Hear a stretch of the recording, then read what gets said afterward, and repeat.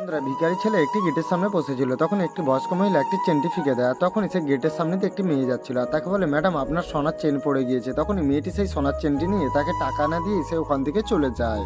আসলে সেই ছেলেটি আর বয়স্ক মহিলাটি সেই কোম্পানির ম্যানেজার ও মালিক ছিল, আর তারা প্ল্যান করেছিল যে আজকে যে ইন্টারভিউ করবে আমরা তাদেরকে চেক করব। তখনই দেখে অপর দিক থেকে একটি ছেলে আসছিল, আর তখনই সে যাওয়ার সময় দেখে না কিছু টাকা ফেলে রেখেছে। তখনই ছেলেটি দেখতে পেয়ে সেই টাকাগুলি এসে গুড়িয়ে নেয়। তাকে বলে, স্যার আপনার টাকাটা আমি ফিরিয়ে দিলাম, আমাকে কিছু খাওয়ার জন্য টাকা দিবেন। তারপর তাকে না দিয়ে তাকে একটি চড় মেরে ওখান থেকে চলে যায়। তখন আবারও একটি ছেলে আসে, আর তখনই সে একটি ঘড়ি ফেলে রেখে বলে, স্যার আপনার ঘড়িটি পড়ে রয়েছে। তারপর সেই ছেলেটি এসে ঘড়িটি দেখে না তার ঘড়ি না।